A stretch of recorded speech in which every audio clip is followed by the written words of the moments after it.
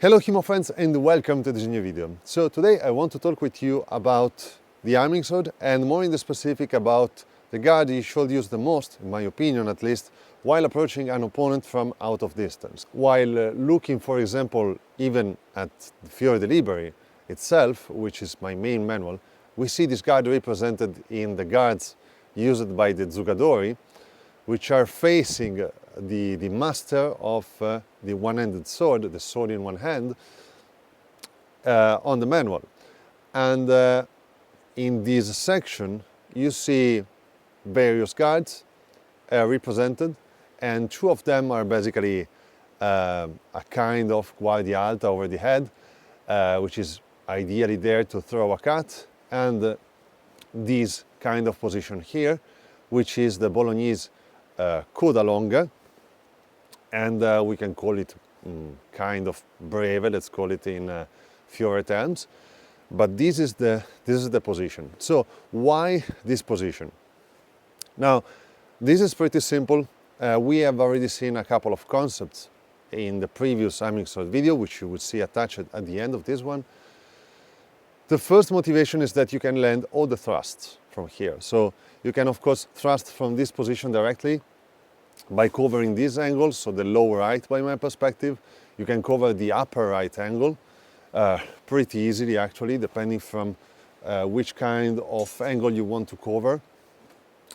You can cover the left line, both low and high, and you can also enter in a more, let's call it linear kind of stance, just by adjusting your back foot, which makes the cover or the counter thrust or the counter on tempo in general on this left line, always by my perspective, better and easier. So this means that you can land, first of all the Fiore would say all the 5 thrusts, so the 4 angles and the center one if you need it for any kind of motivation, from this position. But of course you can also land many different cuts. So just by rotating your weapon a little, you can land a mandrito fendente, you can land a reverso fendente, a reverso mezzano if you want. These are very good attacks, especially the mezzano, to snipe the opponent hand if the opponent hand is presented at you in a way which is easy to reach. But you can also land other attacks from here. So for example, with this position here is basically the starting position, one of the charging position of a sottano, a mandrito sottano for example. You can do it with the false edge, and you can also do it with the true edge pretty easily. You can also do the mandrito mezzano, and as you have seen, the mandrito fendente with a very small charging motion. So you can basically access the majority of the attack options that you have, generally speaking, with this kind of weapon from this kind of guard, which, if you think about, is extremely useful, because it means that from a single guard you can create many different simple attack patterns, which means when you put more than one single attack together, we have access to a ton of possibilities, a ton of variables that our opponent has to keep in mind when he's approaching us in this kind of guard. Now, of course, certain attacks are better than others while approaching the opponent. For example, thrusting is a very good way to open up the guard of the opponent to land another action.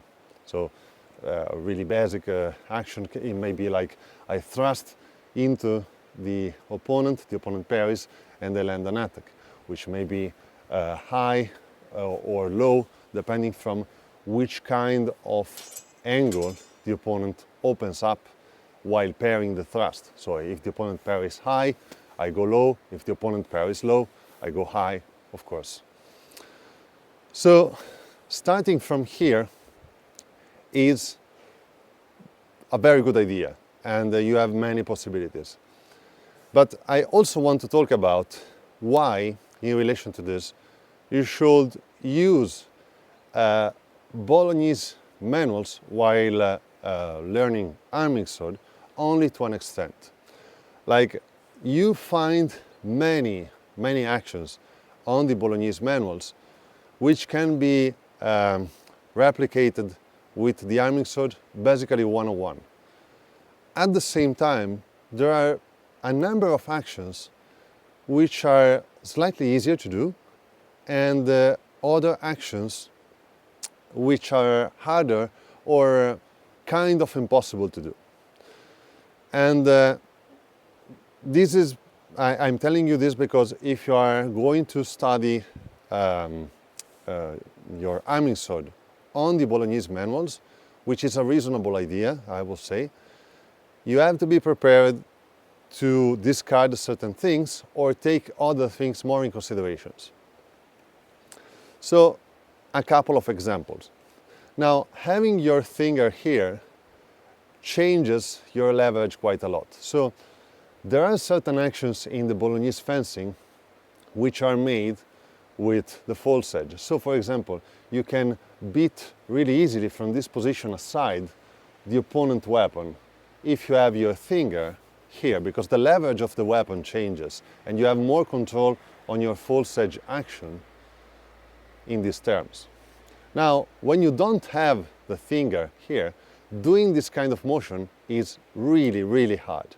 So it changes pretty substantially. You can still do it, but in all honesty, it doesn't make sense because it is very hard and you are under stress, and it will work lesser times than it works. So parrying or beating aside with the false edge from this position, it's not a very good idea if you don't have the finger on top of your cross, which is what you have with the side sword instead.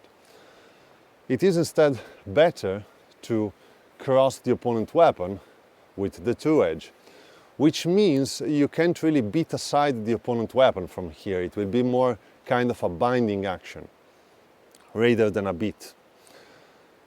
This is the first action, so it is harder to do direct false edge movements from this guard here to beat aside and parry the opponent incoming attacks, or the blade of the opponent if we are beating to attack the opponent. Another difference, which this time is among the pros of the arming sword compared to the side sword, is that when you are, for example, thrusting with opposition or countering on tempo on the inside line, it is easier to keep a good structure with the arming sword compared to the side sword. Now, this is for the same motivation. When you are gripping the weapon in this way, you have the balance of your weapon changes and the leverage that you can apply on the handle changes. Now, of course, a side sword will have a shorter handle which fits the case, etc., etc. But this will be the same thing even with an actual side sword. Now, when you are exchanging a thrust, let's say, or exchanging a cut with a thrust, basically countering on tempo, or again, landing your thrust with opposition, you have to be more precise in placing your side sword compared to your arming sword, funny enough, simply because the grip position that you have while using the arming sword, which is regular, let you apply more leverage on this direction if compared to this grip, to this side sword grip. Now, this is another difference, and this actually changes your approach while fighting someone. So, if I am using a side sword and I am going to thrust on the inside line, I will probably, not for sure, but I will most probably try to land the thrust to open up the line to land a cut. While instead, if I am thrusting with the arming sword, I have more chance to land my thrust directly, simply because I trust my thrust more because of the structure I can apply with this simple handle. So these are just a couple of differences that there are between side sword and arming sword while talking about actions. So when you are approaching this guard and you start studying it, because it is probably the most important Bolognese guard, you still have to consider all the actions which are described, but some of them must be discarded or modified to better apply them with this kind of weapon, with the arming sword. Other, which are maybe lesser important, have to be considered a bit more and can be varied in certain ways which can't be varied normally while using the side sword. So very good, a very simple video about the guard which, in my opinion, you should use the most while approaching an opponent from out of distance using the arming sword. Of course, among the others, there are many other guards which are useful, but the most important one is this one. Now, with also an important message in the video, which is, even if you're using Renaissance manuals to study this weapon, which is a good idea, remember that it is a different weapon, not because of the shape or whatever. You even see basically what we consider an arming sword in the images of the Bolognese manuals, but because of the way in which, generally speaking, this weapon is gripped during Renaissance times, which changes the way in which the weapon behaves and the possibilities that you have while handling the weapon in that way compared to a regular grip, let's call it. So, I hope you will find this video useful. I hope you will find it interesting. Remember to comment under the video, especially if you want to see more arming sword, and if yes, ask me also if you like what you want to see, which actions you should like to see, or which guards described, or whatever. So, as always, thanks for watching. Remember to check my Patreon page, link in the video description, if you want to support me directly, and to like and subscribe if you want to support the channel. Again, thanks for watching, and see you next time.